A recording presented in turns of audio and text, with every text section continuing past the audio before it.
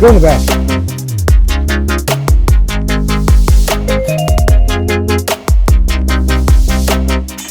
Bang, let's go, baby. Let's go, it's 2 in a row. What's going on, everybody? Welcome back to the channel. Today, we are at Lake Reidsville. Gonna be playing 9 holes. Starting a little late, it's about 4 o'clock in the afternoon. Park closes at 6. Try to run through this. I'm gonna be doing a voiceover instead of me talking through every shot. So, yeah, enjoy. All right, guys, so this is my nemesis course, I like to call it. I have struggled on this course in the past. I've never shot anywhere close to even. It's just been tough. It's 28 degrees out there today. I got my glove on, as you can see on my left hand, and a hand warmer also. First hole, 200-something feet, par 3. During the summertime, I can't take that tomahawk route. I have to go forehand or backhand. But during the wintertime, with no leaves and stuff, I can take that route. Do my vibe up there, and gave myself a pretty decent look for birdie.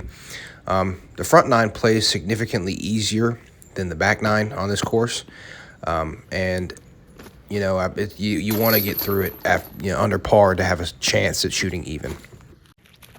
So after hole 1, I'll be even. Hole 2 is a 306-foot par 3, goes around there to the right. I'm throwing spice here. You just need something that will push around the corner and then skip when it gets to the end. Give yourself a good look at it. As I was throwing this shot, I kind of realized I needed to disc up, maybe throw my yeet, but I didn't, and I hit a tree early. So I didn't get all the way around the corner.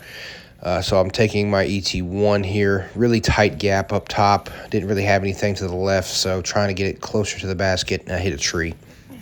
Not the best shot. So I could run this putt, but decided not to. It drops off down there to the left. So just tossed my psychic up there and ended up pretty close to the basket. This will be the first bogey of the round. And on the front 9, you really don't want to take anything other than a par or a birdie to have a chance. The back 9, again, like I said, is very, very tough. And again, I know I'm just playing 9 holes today, but that's how you usually play it. So hole 3, 245, par 3. I'm using my trimmer here. It's one of the new backhand discs I have in my bag. When I did my field work out there, I really liked how it flew. And I really just threw it a little too flat. I wanted to throw it at a hyzer, let it stand up and kind of push around the corner. And I threw it flat, and it turned on me, and I hit a tree and kicked really far right. The basket you're looking at is not the basket I'm going for. It's a little bit farther into those woods. So I took my psychic here, tried to get it, somewhat close to the basket, and I threw it a little too hard, but I was trying to get through that gap up top, and I got through it just a little bit too far. But I gave myself a look at the par putt here, and this will be my second basket hit of the day and second bogey of the day. So I'll be 2 over after 3, which is not where you want to be. You really want to be 1 or 2 under after the first 3 holes on this course. All right, so hole 4, it's a very short par 5, 423 feet, but it plays really tough. I'm throwing my Justice here just to lay up to the opening down there at the bottom. You really want to get out of the woods into the hillside is very, very steep, and it's very hard to get out of the woods. Through my vibe here, trying to get up there into the opening to give myself a shot at the birdie, but I did hit a tree because I almost fell over. We did just get some snow. It's melted by now, but it's still pretty muddy. That's where I ended up. You can't really see. You're not going to be able to see me throw, but you'll see the disc. I threw my Captain's Raptor just a little too high, but I did end up getting out there in the middle. Got about 170 feet left, so I'm going to take my koi and throw it at a tomahawk. And I ended up hitting a branch down there, which was pretty good. Gave myself a very decent look for the par. Which, again, this is a fairly easy par 5. It's just you have to get out of the woods after 2 shots, and I just didn't do it. So 2 over after 4. All right, hole 5 is another fairly short par 4, 383 feet. It's kind of like hole 2 where it pushes and needs to get around the corner and then skip. So I'm throwing spice here again. I just turned it over. Luckily, I hit a tree and kicked right because left over there is jail. Ended up in the middle of the fairway.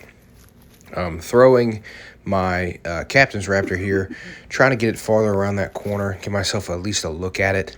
The only issue is there is OB back behind the basket, and I didn't want to go too far. I ended up leaving myself a 30-footer, or probably more than that. A little safe run there. Not too much danger with that. I didn't go OB, just left of the basket. And I did make the putt. So it will be a par, 2 over through 5. All right, guys, I'm going to take a little break from the video, talk about one of my sponsors, Lost Treasure Recovery. They're based out of North Central North Carolina. They do a lot of digging for treasure, obviously from the name. They have a YouTube channel right here. I'll post a link in the description. They started posting about things that they've dug up, some of the cool tokens from the early 1700s and before and after. So if you enjoy watching people dig for treasure and dig for gold, go ahead and give them a watch. They're also a big reason why I'm going to be able to go to so many tournaments this season. So go check them out again at Lost Treasure Recovery. Link in the description, and let's go ahead and get back into it. So hole 6 is a 249-foot par 3. It is a backhand hole, but it goes up a hill, and it's really tough to get up there with what I have on my backhand. So I just threw my Justice on a flex line, trying to get it as close to the basket as I could. Another uphill run. Instead of putting it this time, I tried to throw it in with my Astray from hole 13, and a little too much flex there. But I will be taking a par on this hole. Another missed opportunity, really. Through hole 6, I'll be 2 over. All right, so hole 7 is a very short par 4. Something that you cannot see here is there is a Mando left of this fence. There's a pole at the very end of the fence that goes straight up. It's a 90-degree turn out there, and then there is OB long. So you just really want to smooth something out there. So I took my Captain's Raptor, just gave it a little toss. I've lost a bunch of discs on this hole just from going in that fence line.